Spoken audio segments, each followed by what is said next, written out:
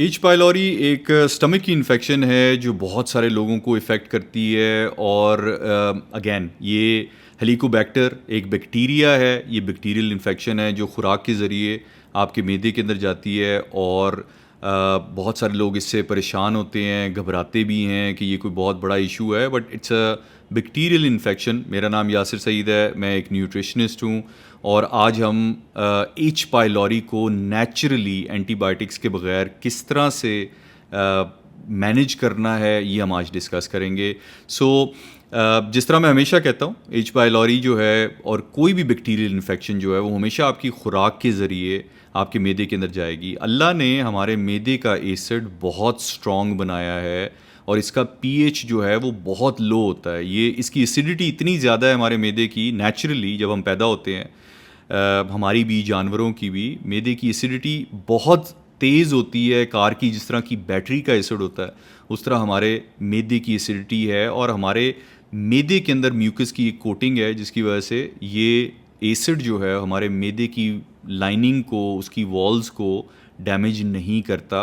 अल्लाह का एक निज़ाम बहुत कमाल का है जिसमें ये हाइड्रोक्लोरिक एसिड जो है वो हमारे मैदे के अंदर उस म्यूकस की वजह से मेंटेन्ड रहता है और ये ना आपके वापस गले में आता है, अगर आए तो गला डैमेज हो सकता है, और ना ही ये आपकी बाकी बॉडी के अंदर जाता है और ये आपके मैदे के अंदर ही मेंटेन्ड रहता है। इस तेज़ एसिड के दो काम हैं। एक काम ये है कि जी इसने आपके खाने को डाइजेस्ट करना है, उसको घोलना है, उसको रेशा रेशा करना है ताकि वो ब्रोकन और डाइजेस्टेड खाना जो है जब आपकी आंतों में जाए तो आंतें उस खाने में से न्यूट्रिएंट्स, प्रोटीन्स, कार्बोहाइड्रेट्स, फैट्स, आपकी विटामिन्स, मिनरल्स, वो एब्जॉर्ब कर सकें। अगर खाना डाइजेस्ट नहीं होगा तो आपकी आंतें उस खाने के अंदर से न्यूट्रिएंट्स एब्जॉर्ब नहीं कर सकेंगे। तो हमारे मैदे के स्ट्रॉन्ग एसिड की ज़रूरत हमें खाने को डाइजेस्ट करने के लिए। That's number one. Number second, ये स्ट्रॉन्ग एसिड जो है वो हमें बैक्टीरियल इन्फेक्शन, वायरल इन्फेक्शंस की से दिफा देता है कि हमारे मैदे का एसिड इतना स्ट्रॉन्ग है कि अगर उसके अंदर कोई बैक्टीरिया या वायरस आ भी जाए तो उस स्ट्रॉन्ग एसिडिक इन्वायरमेंट के अंदर वो बैक्टीरिया मर जाता है।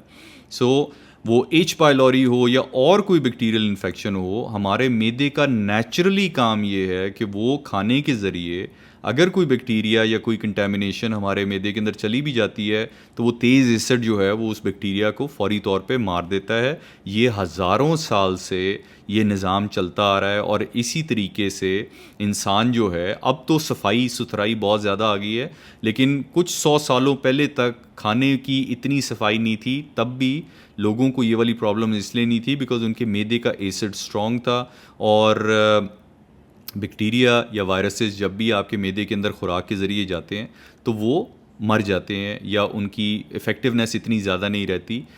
ये एक दिफा का तरीका था। लेकिन अब जो सबसे बड़ा मसला आजकल हमारी जनरेशन के अंदर है वो ओमेप्रोज़ोल्स जो हम इस्तेमाल करते हैं। कुछ डाइट का भी इशू है लेकिन मोस्टली ये ओमेप्रोज़ोल जो हैं एक दवाई है, एक केमिकल है जो हम दवाइयों के ज़रिए इस्तेमाल करते हैं जिसमें डिफरेंट ब्रांड्स हैं, राइज़ेक, नेक्सेम, साशे की शक्ल में आता है, कैप्सूल्स की शक्ल में आता है। ये ओमेप्रोज़ोल जो हैं वो पीपीआईज़ हैं, ये प्रोटॉन पंप इनहिबिटर्स हैं। इसका मतलब ये है कि ये जब आप खाते हैं तो आपके मैदे की एसिड प्रोडक्शन जो है वो बंद हो जाती है। अगर आपके मैदे की एसिड प्रोडक्शन बंद हो जाएगी तो आहिस्ता आहिस्ता आप पानी पिएंगे, डिफरेंट चीज़ें पिएंगे तो आपका मैदा एसिड नया नहीं बना रहा और पुराना जो है वो डाइल्यूट होता जा रहा है और आहिस्ता आहिस्ता वो इतना डाइल्यूट हो जाएगा कि वो पानी जैसा आपका मैदे का एसिड बन जाएगा अगर आप रेगुलरली ओमेप्रोज़ोल इस्तेमाल करते हैं। इससे दो प्रॉब्लम्स होंगी। जब आपके मैदे का एसिड न्यूट्रलाइज होगा तो पहली चीज़ कि खाना आपका डाइजेस्ट नहीं होगा बिकॉज हमारे मैदे ने उस खाने को रेज़ा रेज़ा करना है, उसको रेशा रेशा करके आपकी आंतों में भेजना है। अब जब क्योंकि आपके मैदे का एसिड जो है वो पानी टाइप बन गया है तो आपका खाना, रोटी, चावल, गोश्त वगैरह ये डाइजेस्ट ही नहीं हो पाएंगे और उसी हालत में ये आगे आंतों के अंदर चले जाएंगे और आंतें, क्योंकि खाना ब्रेक डाउन नहीं हुआ, टूटा नहीं हुआ, तो खाना जो है उसमें से आते energy, nutrients, proteins, carbohydrates, vitamins, minerals ये एब्जॉर्ब नहीं कर सकेंगी। और कुछ हफ्तों और महीनों के बाद क्योंकि आपके जिस्म को खाना लग नहीं रहा, तो आपके जिस्म के अंदर वीकनेस होगी। सबसे पहला सिम्टम ओमेप्रोजोल्स खाने के बाद ये होता है कि इंसान के जिस्म में वीकनेस आती है, बिकॉज उनका खाना डाइजेस्ट नहीं हो रहा, उनको खाना उनके जिस्म को लग ही नहीं रहा, एनर्जी मिल नहीं रही। सेकेंडली, ओमेप्रोजोल्स की वजह से क्योंकि अब आपके मैदे का एसिड वीक हो चुका है, न्यूट्रलाइज हो गया है, पानी बन गया है, तो हमारे मैदे के अंदर बैक्टीरियाज और वायरसेस को फाइट करने का कोई दिफा नहीं है। वो जो एक हमारी शील्ड थी स्ट्रॉन्ग एसिड की शक्ल में, वो हमने ख़त्म कर दी ये मैं ओमेप्रोजोल्स खा के। अब आपके पास दिफा कोई नहीं है। सो अगर कोई कंटेमिनेशन भी, जो कि होती है, मतलब हर खाने खुराक के अंदर थोड़ा बहुत बैक्टीरिया और एयरबॉर्न वायरसेस, बैक्टीरियाज होते हैं जो नॉर्मल केसेस में हमें इसलिए फील नहीं होते कि हमारा एसिड जो है उसको ख़त्म कर देता है। लेकिन जब आप का स्टमक का एसिड ओमेप्रोजोल्स खाने की वजह से वीक हो जाएगा, तो उसके बाद कोई कंटेमिनेशन, कोई बैक्टीरिया जो आपकी खुराक के अंदर है, आपके हाथों पे है, वो जब आप आपके मैदे के अंदर जाएगा तो वो फौरी तौर पे फैल जाएगा और आपकी बैक्टीरियल इन्फेक्शन जो है वो बढ़ना शुरू हो जाएगी। एक और चीज़ कि अगर आपकी डाइट के अंदर शुगर और कार्ब्स ज़्यादा हैं और आपके खून में शुगर लेवल्स हाई हैं, तो बैक्टीरिया को और वायरसेस को और कैंसर को भी शुगर चाहिए होती है थ्राइव करने के लिए। उनकी खुराक जो है वो शुगर है। सो अगर आप डायबिटिक हैं या आपका शुगर लेवल आपके खून के अंदर हाई रहता है और आपकी अगर बैक्टीरियल इन्फेक्शन हो जाती है मैदे के अंदर ओमेप्रोजोल्स खाने की वजह से, सो बैक्टीरिया इतनी तेज़ी से आपके जिस्म के अंदर मल्टीप्लाई करेगा, आपके स्टमक के अंदर मल्टीप्लाई करेगा, बिकॉज उसके पास बहुत सारी खुराक है शुगर की सूरत में। सो वो बहुत तेज़ी से मल्टीप्लाई करेगा। वो इतनी तेज़ी से मल्टीप्लाई करेगा जितनी तेज़ी से आपका इम्यून सिस्टम उसको कंट्रोल नहीं कर सकता, उससे ज़्यादा स्पीड से बैक्टीरिया जो है वो आपके मैदे के अंदर मल्टीप्लाई करना शुरू हो जाएगा। एंड देन बैक्टीरिया और एच पाइलोरी की इन्फेक्शन की वजह से मैदे के अंदर अल्सर्स पैदा होना शुरू होते हैं, मैदे के अंदर दर्दें होती हैं, आप हर वक्त इन्फेक्शन लेवल्स आपके हाई हैं। फिर आप डॉक्टर के पास जाएंगे तो डॉक्टर आपकी ओमेप्रोजोल जो है वो कम करने की बजाय और बढ़ा देगा। मुझे नहीं समझ आती ये क्यों करते हैं। एंड देन सबसे पहला उनका लायामल ये होगा कि वो आपको एंटीबायोटिक्स देना शुरू कर देंगे। अब एंटीबायोटिक्स आपके एच पाइलोरी के बैक्टीरिया को तो मारने की कोशिश करेगी और वो कामयाब भी होगी, लेकिन हमारे जिस्म के अंदर बहुत सारा गुड बैक्टीरिया, हमारी आंतों में, हमारे गट में बहुत सारा गुड बैक्टीरिया भी है, मौजूद रहता है। और सारी ज़िंदगी जब से हम पैदा होते हैं तब से वो बैक्टीरिया हमारे जिस्म के अंदर मौजूद है। ये गुड बैक्टीरिया, ये अच्छा बैक्टीरिया है जो हमारी डाइजेशन में हमें मदद करता है।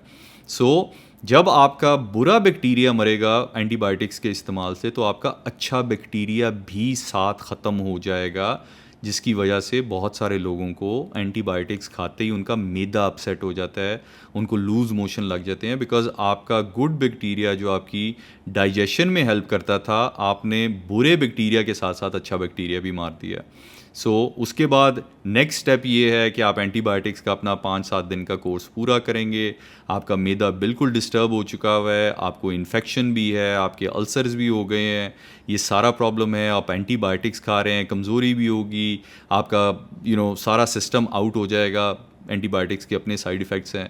सो ये सारा कुछ करने के बाद फिर अब आपको डॉक्टर्स जो हैं वो कहेंगे कि जी अब आप प्रोबायोटिक्स लें ताकि वो बैक्टीरिया वापस आए, दही खाने को कहेंगे, प्रोबायोटिक्स की आपको प्रोडक्ट्स देंगे और वो सारा कुछ इस्तेमाल करने को कहेंगे। सो ये एक लंबी साइकिल है जिसमें आप हमेशा फंसे रहेंगे। जब तक आप ओमेप्रोजोल नहीं छोड़ेंगे तब तक आपका एच पाइलोरी का मसला हमेशा रहेगा। एच पाइलोरी हो जाएगा तो फिर आपको एंटीबायोटिक्स खानी पड़ेगी, एंटीबायोटिक्स आप लेंगे तो आपका मैदा वैसे ही अपसेट हो जाएगा। गुड बैक्टीरिया जो आपकी डाइजेशन में हेल्प करता है वो भी ख़त्म हो जाएगा। फिर आप ये सारा कुछ दोबारा रिवाइव करेंगे, फिर ओमेप्रोजोल्स का इस्तेमाल करेंगे और ये साइकिल चलती रहनी है, महीनों के महीने, सालों के साल ये साइकिल चलती रहनी है। डोजेज बढ़ती रहेगी, प्रोडक्ट्स ऐड होती रहेंगी, ट्रीटमेंट्स और रिपोर्टें और टेस्टें बढ़ते जाएंगे और आप वहीं के वहीं रहेंगे। इस विशस साइकिल को तोड़ने का तरीका क्या है, ये इंपॉर्टेंट चीज़ है और आप इसको नेचुरली मैनेज कर सकते हैं और फ्यूचर की इन्फेक्शंस को आप 100% रोक सकते हैं। सबसे इम्पॉर्टेंट चीज़, आपके मैदे का एसिड स्ट्रॉन्ग रहना चाहिए। जिस तरह अल्लाह ने हमें पैदा किया है, जिस तरह बाय नेचर हमारे मैदे का एसिड स्ट्रॉन्ग बनाया है, उसको हमेशा स्ट्रॉन्ग रहना चाहिए। जो कहता है, डॉक्टर्स कहते हैं कि जी आपके मैदे का एसिड बढ़ गया, हमारे मैदे का एसिड ऑलरेडी इतना स्ट्रॉन्ग है कि इससे ज़्यादा स्ट्रॉन्ग वो क्या होगा। आपका मैदे का एसिड स्ट्रॉन्ग नहीं होता, वो वीक होता है। जब आपको इंडाइजेशन होती है और आपको गले में जो थोड़ी सी एसिडिटी फील होती है, ये वीक एसिड आपके गले में आ रहा है, ये स्ट्रॉन्ग एसिड नहीं है। बिकॉज स्ट्रॉन्ग एसिड, पहली चीज़ तो बॉडी अलाउ ही नहीं करती आपका स्ट्रॉन्ग एसिड गले में आए। बिकॉज अगर आपके गले में स्ट्रॉन्ग एसिड आएगा तो आपका गला डैमेज हो सकता है। हमारा गला जो है उसके अंदर कोई इस तरह का म्यूकस नहीं है जो इतने स्ट्रॉन्ग एसिड को मैनेज कर सके। सो हमारे गले में अगर स्ट्रॉन्ग एसिड आ जाए, जो कि नहीं आता, तो आपका गला डैमेज हो सकता है। वो इसलिए नहीं आता बिकॉज हमारे मैदे के टॉप के ऊपर एक वैल्व है जो कि उस स्ट्रॉन्ग एसिड को आपके गले में आने नहीं देता। लेकिन वो वैल्व सिर्फ उस सूरत में खुलता है कि जब आपके मैदे का एसिड वीक हो जाए और सिग्नल के तौर पे वो वैल्व खुलता है और आपका वीक एसिड आपके गले में आता है, जो आप ओमेप्रोजोल्स खा खा के उसको वीक करते हैं। सो वो वीक एसिड आपके गले में आता है और उसको डॉक्टर्स एसिडिटी कह देते हैं। यस, वो एसिड है लेकिन वो बहुत वीक एसिड है और वो बॉडी सिग्नल आपको दे रही है कि आपने उस वीक एसिड को स्ट्रॉन्ग करना है, ना कि और ही ख़त्म कर देना है ओमेप्रोजोल्स खा के। और डॉक्टर्स ये बेवकूफ़ी करते हैं। मैं हमेशा डॉक्टर से ये सवाल करता हूँ, उनके पास इसका कोई जवाब नहीं है। बिकॉज उन्होंने ये किताबों में पढ़ा है और वो बगैर सोचे समझे जो किताब में लिखा हुआ है वो आपको एज़ इट इज़ पकड़ा देते हैं। और क्योंकि इनकी ये किताबें जो हैं वो बिग फार्मा से फ़ंड हुई हुई हैं, इनके पूरे कोर्सेज़, उनकी लिटरेचर जो है बिग फार्मा से फ़ंड हुआ है और फार्मा चाहती है कि आप इस तरह की प्रोडक्ट्स इस्तेमाल करें और उनको फ़ायदा दें।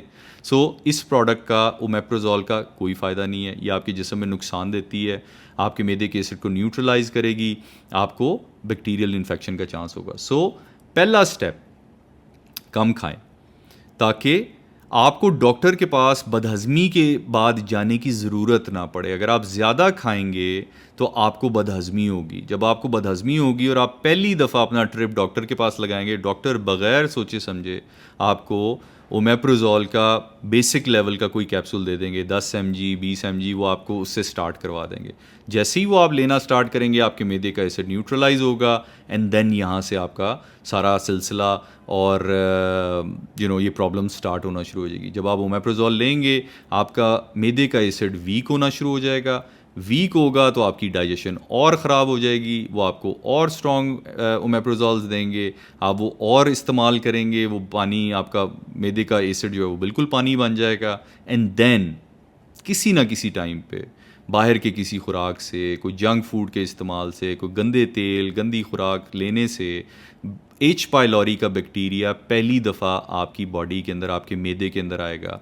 क्योंकि आपके मैदे का एसिड अब स्ट्रॉन्ग नहीं रहा तो वो आपके मैदे के अंदर घर करेगा, वो फैलने की कोशिश करेगा।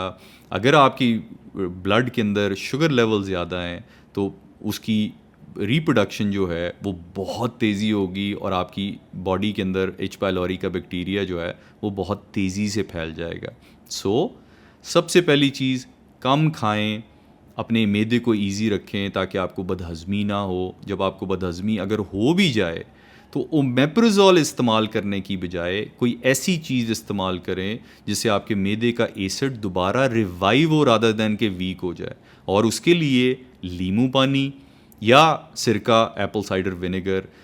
एप्पल साइडर विनेगर इसलिए इंपॉर्टेंट है बिकॉज एप्पल साइडर विनेगर की एसिडिटी और आपके मैदे की नेचुरल एसिडिटी जो है वो बहुत करीब करीब है।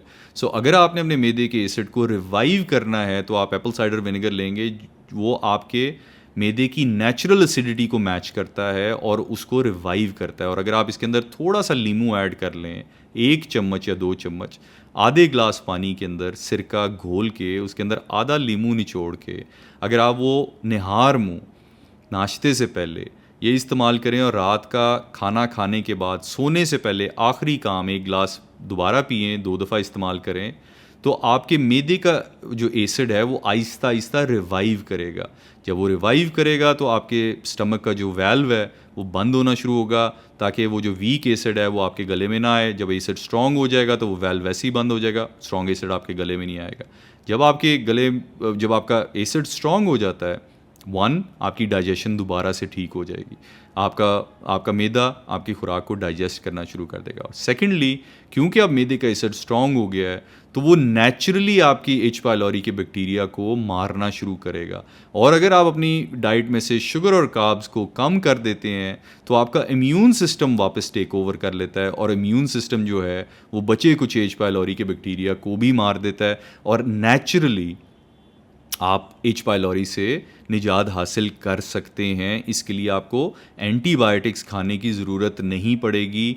अगर आप ये नेचुरल प्रोसेस इस्तेमाल करेंगे तो कुछ अरसे के अंदर वो बैक्टीरिया वायरस ख़त्म हो जाएगा, एच पायलोरी का बैक्टीरिया मर जाएगा, और आपकी जो हेल्थ है और इम्यून सिस्टम वो वापस अपनी जगह पे आ जाएगा, और आपको एंटीबायोटिक्स खाने की ज़रूरत नहीं पड़ेगी। अगर आप एंटीबायोटिक्स लेते हैं दैन उसका एक लंबा 5 दिन 7 दिन का कोर्स आप करेंगे, एंड देन आपकी जो गुड बैक्टीरिया आंतों के अंदर है वो भी ख़त्म हो जाएगा। फिर उसके लिए प्रोबायोटिक्स वो सारा कुछ करना पड़ता है। अगर आप एच पायलोरी के शिकार हैं और आपको ये प्रॉब्लम हो भी गई है और आप दवाइयाँ ले भी रहे हैं और आपको एंटीबायोटिक्स का कोई कोर्स ऑफ़र हो भी गया है, आप कर लें अपना एंटीबायोटिक का कोर्स पूरा। अगर डॉक्टर कहता है कि जी 5 दिन करना है आपने कोर्स, कर लें पूरा। अब आपके मैदे की और इम्यून सिस्टम की धज्जियाँ उड़ चुकी हैं।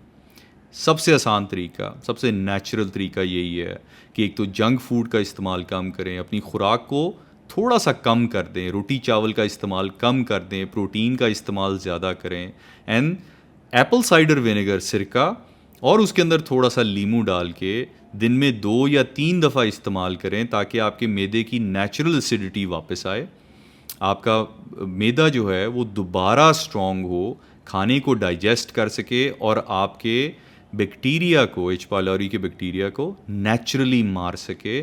जब एक दफ़ा ये हो जाएगा, आपका जो एप्पल साइडर विनेगर है उसके अंदर नेचुरल प्रोबायोटिक्स होते हैं जिसको हम द मदर ऑफ विनेगर कहते हैं। जो good bacteria Apple cider vinegar के अंदर नेचुरली मौजूद है। तो जब आप एप्पल साइडर विनेगर लेते हैं, ये आपके मैदे की एसिडिटी बढ़ाएगा जिससे आपकी डाइजेशन ठीक होगी, उससे एच पायलोरी का बैक्टीरिया आहिस्ता आहिस्ता ख़त्म होना शुरू हो जाएगा। और एंटीबायोटिक्स के इस्तेमाल से अगर आपका गुड बैक्टीरिया जो आंतों के अंदर होता है वो अगर ख़त्म भी हो गया है तो एप्पल साइडर विनेगर के इस्तेमाल से आपके जो प्रोबायोटिक्स हैं, गुड बैक्टीरिया जो है वो दोबारा से आपकी आंतों के अंदर पैदा होना शुरू हो जाएगा और आपकी डाइजेशन में मदद करेगा। मैं इसको रीकैप करता हूँ। अगर आपको एच पायलोरी का मसला नहीं हुआ कभी और उससे आप बचना चाहते हैं तो प्लीज़ अपनी डाइट को कम रखें, ओवर ईट ना करें ताकि आपको हाजमे का प्रॉब्लम ना हो। अगर आपको हाजमे का प्रॉब्लम हो गया है, सिरके से उसको मैनेज कर लीजिए, लीमू पानी से उसको मैनेज कर लें। डॉक्टर के पास जाके ओमेप्रोजोल मत लें, राइजेक नेक्सम साशे कैप्सूल्स वगैरह ये कभी भी ना लें। डॉक्टर आपको प्रिस्क्राइब भी करे तो आप ये ना लें, बिकॉज इसके बाद आपके मैदे का एसिड न्यूट्रलाइज होगा, आपकी डाइजेशन भी ख़त्म हो जाएगी, बैक्टीरिया और ज़्यादा थ्राइव करेगा, आपको अल्सर्स का प्रॉब्लम होगा, फिर आपको एंटीबायोटिक्स लेनी पड़ेगी, 5-7 दिन का एंटीबायोटिक्स का कोर्स करेंगे। आपका जो आंतों के अंदर जो बैक्टीरिया है, गुड बैक्टीरिया जो आपकी डाइजेशन में हेल्प करता है, वो ख़त्म होना शुरू हो जाएगा, तो फिर आपकी डाइजेशन बिल्कुल ही ख़त्म हो जाएगी। फिर आपको एंडोस्कोपी और फिर ये टेस्ट और वो टेस्ट और ये कराएं और वो कराएं, बट आपको डॉक्टर कभी भी ओमेप्रोजोल बंद नहीं करवाएगा। वो उसकी डोजेज बढ़ाते जाएंगे, आपके मैदे का सत्यानाश होता जाएगा और आप इसी तरह ही तकलीफ़ में घूमते रहेंगे और ये सिलसिला चलता रहेगा। इस सिलसिले को जड़ से ख़त्म करें, कम खाएं, हाजमे का अपना हाजमा ठीक रखें, उतना खाएं जितना आप डाइजेस्ट कर सकें। अगर कुछ हो भी जाए, सिरका एप्पल साइडर विनेगर का इस्तेमाल करें लीमू के साथ, दिन में 2 या 3 दफ़ा इस्तेमाल करें, रेगुलरली इस्तेमाल करें ताकि आपका मैदे का एसिड हमेशा स्ट्रॉन्ग रहे और आपको डाइजेशन की और इन्फेक्शन की प्रॉब्लम ही ना हो। और अगर आपको एच पायलोरी का मसला हो भी गया है तो ओमेप्रोजोल फौरी तौर पे बंद करें, सिरका और नींबू पानी स्टार्ट करें, उससे आपकी डाइजेशन भी ठीक हो जाएगी, एच पायलोरी भी ख़त्म हो जाएगा आहिस्ता आहिस्ता, और जो आपकी एंटीबायोटिक्स के इस्तेमाल से जो मैदे का प्रॉब्लम, आंतों का बैक्टीरिया ख़त्म हुआ है, वो भी आहिस्ता आहिस्ता रिवाइव कर जाएगा।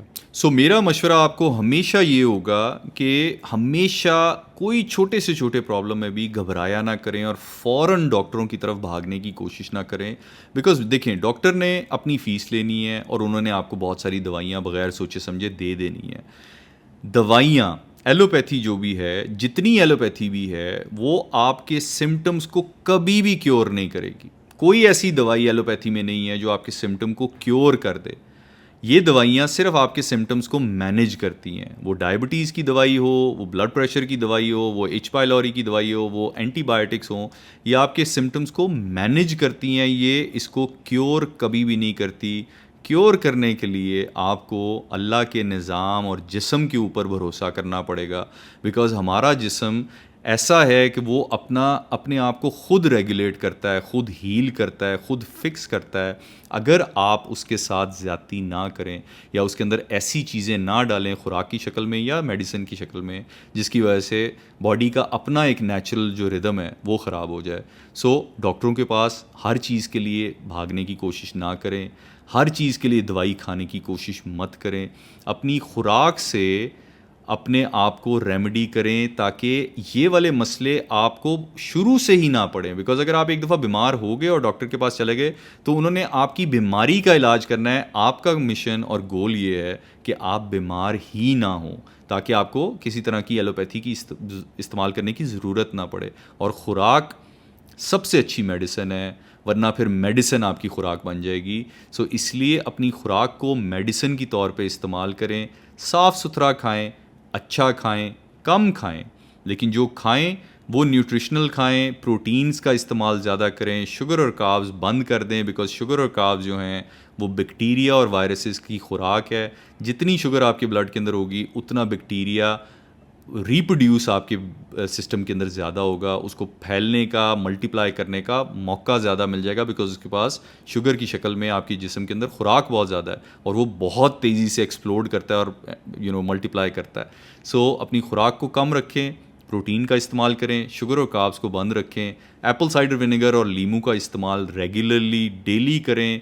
अपनी खुराक में 2 से 3 दफ़ा आप इसको दिन में इस्तेमाल करें। थोड़ी सी क्वांटिटी, आधे गिलास पानी के अंदर 1 चम्मच या 2 चम्मच आधे गिलास पानी में लीमू के साथ दिन में 2 या 3 दफ़ा इस्तेमाल करें। नाश्ते से पहले, लंच से पहले और रात को डिनर के बाद सोने से पहले। ये आप 3 दफ़ा इस्तेमाल करेंगे, आपको मैदे का मसला कभी भी नहीं पड़ेगा। अगर आपको मैदे का मसला नहीं पड़ेगा, आपकी हमेशा डाइजेशन ठीक रहेगी, आपको बैक्टीरियल इन्फेक्शंस नहीं होंगी और आपके गट का जो गुड बैक्टीरिया है वो हमेशा स्ट्रॉन्ग रहेगा और आपकी डाइजेशन में मदद करेगा। मैं इस तरह की वीडियोस ऑलमोस्ट रोज़ बनाता हूँ और इसलिए बनाता हूँ ताकि मैं अपने एक्सपीरियंसेस और अपनी जो स्टडी है उसको आपके साथ शेयर कर सकूँ। Simple logics, no complication, simple तरीके से मैं बताता हूँ।